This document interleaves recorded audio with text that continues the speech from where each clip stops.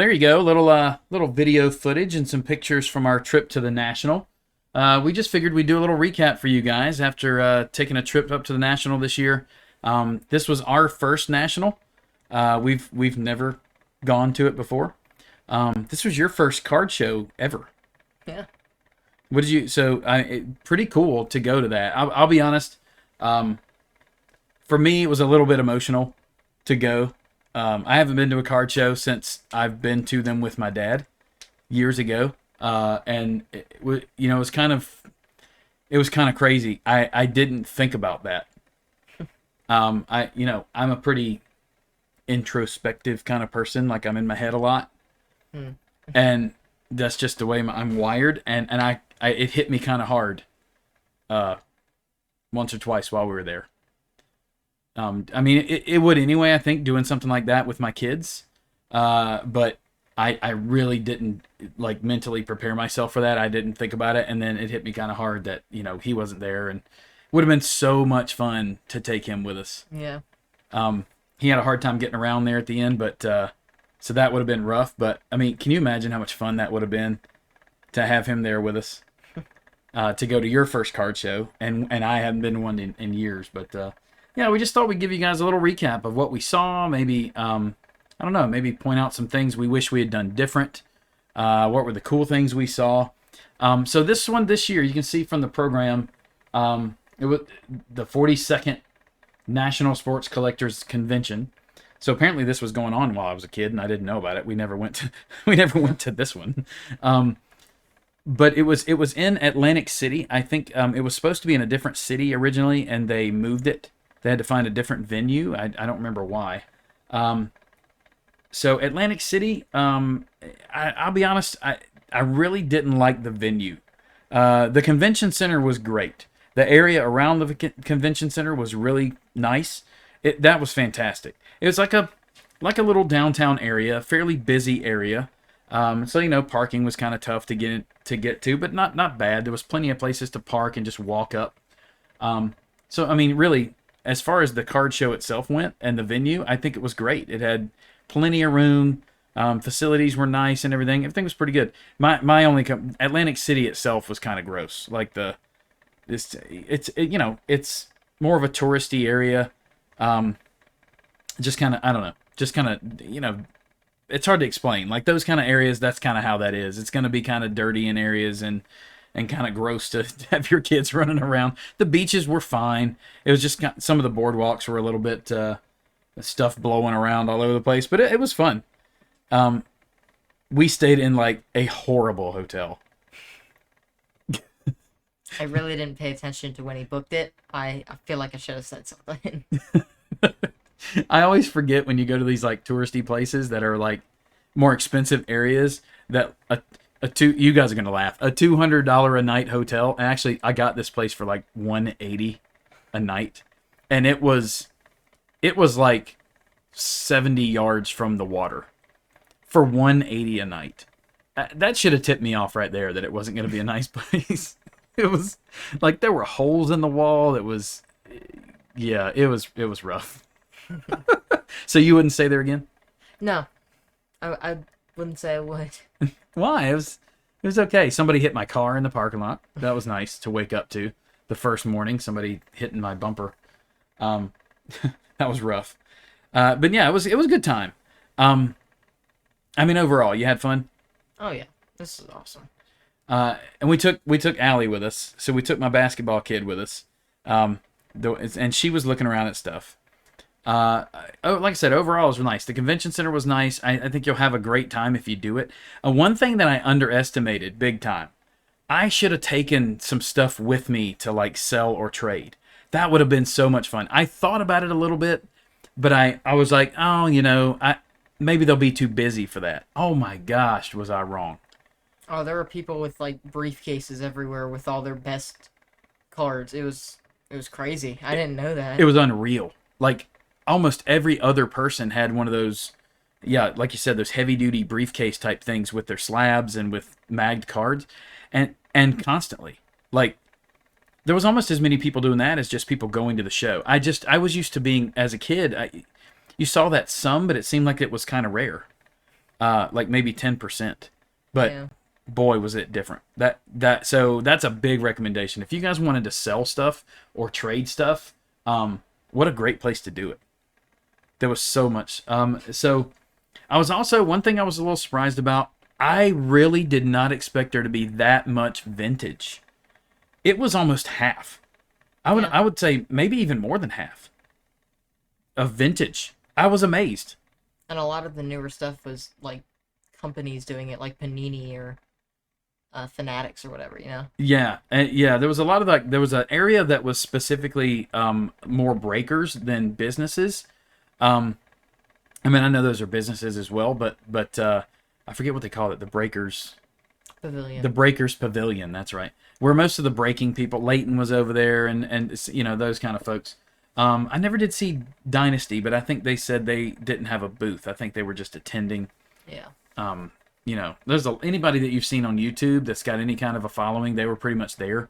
I know the Silver Sport guys didn't get to go, and that I was hoping they were going to go because I wanted to catch up with them in person.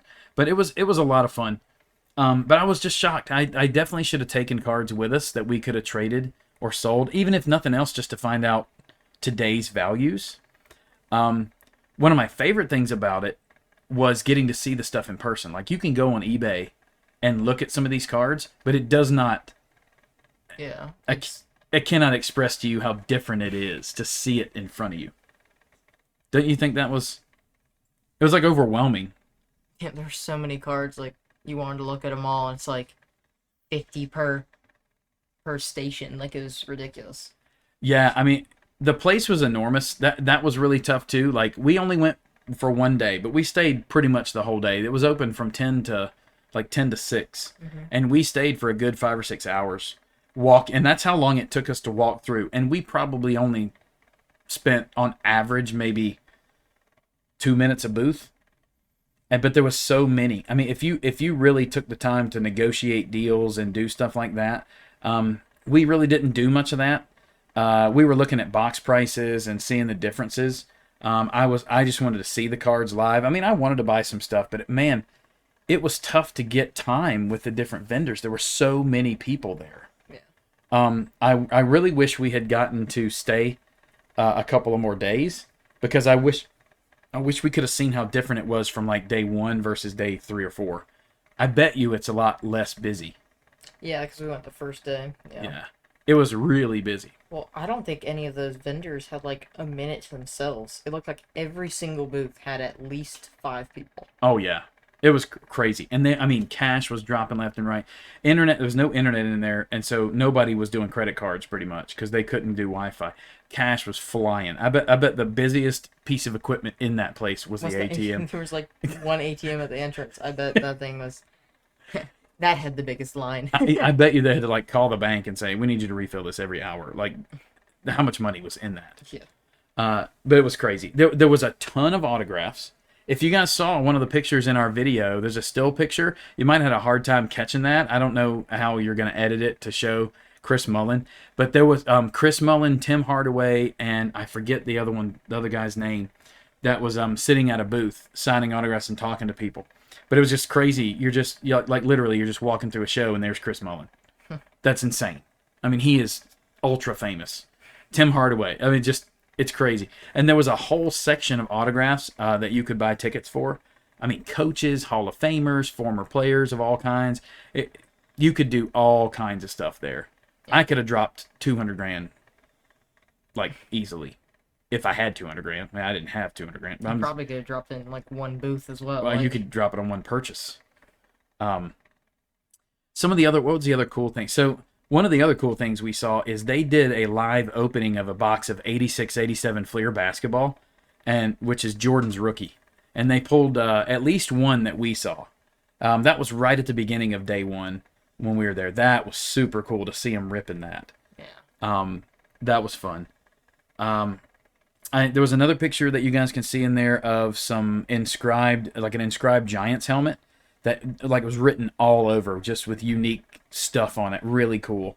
Oh, that helmet looked awesome. Yeah, I sent a picture of that to Andrew because I know he's such a big Giants fan. That was so cool. And they don't necessarily like that kind of thing, in case you're curious. Like, I asked if it was okay if I took a picture, and they were really nice to let me do that because I fully understand why they wouldn't want too many pictures of stuff. Yeah. A lot of memorabilia for sale. I was really surprised at that too. But I got this, maybe the last thing to talk about, but the absolute coolest item I saw while we were there. 1997-98 game worn Michael Jordan All-Star jersey. Autographed, and like a perfect Michael Jordan autograph, probably 10 inches wide, this big autograph on there. It was the last All-Star game he played. It's the one where he played against Kobe. And they were selling it. They had it in a case there. And we saw that really early. $1.3 million was the price tag. So we were a little short. Yeah, just a little bit. Yeah, because they only took cash, and I only had like 1.2, and they didn't want to negotiate. Yeah, I had my cargo shorts, so like I'm an old man. I have cargo shorts, so I had them full of cash, but only 1.2 million. Can you imagine, like going to a show and being like, "Yeah, I'll drop 1.3 million." Like it was insane, but to see that stuff live was just crazy. So what about you? What was your favorite thing? I mean, that was amazing. I don't know how you top You're not it. even that big of a Jordan fan, but that's just That was still really, really cool. I loved all the helmets too. Those were all the different helmets looked amazing. yeah. And oh yeah, we kept seeing so many alternative autographed Mm-hmm. Herbert helmets, like powder blue ones and Matte the black and matte yeah. black. Yeah, oh those were so cool. We got to figure out who we want and get one of those. Get like a full size helmet of somebody. Yeah. I think probably McCaffrey. What do you think, McCaffrey? Should we just start buying the ones that you open and you don't know what it is until we get a good one? They're like 300 a pop. Be fine. Oh yeah, sure. Yeah, I'll take your college Nope. fund. It'll be fine. Well, so I don't, we don't want to make this a hour-long video. We just thought it'd be fun to kind of give you guys some conversation about it. Drop some comments. I mean, if you guys got more questions, drop some questions. We'll answer them. If you had your own experiences, let us know. This is a fun thing to do. We thought about actually doing this video live just to chat with you guys, but and maybe we do that next time. But just drop some comments. We had a great time. We're thinking about doing it again, and we'll see how it goes. But just some info for you. Hope you guys enjoy it. If you do, subscribe to the channel, drop a little like on the video, and we'll see you again soon. Hope you have a great rest of your week.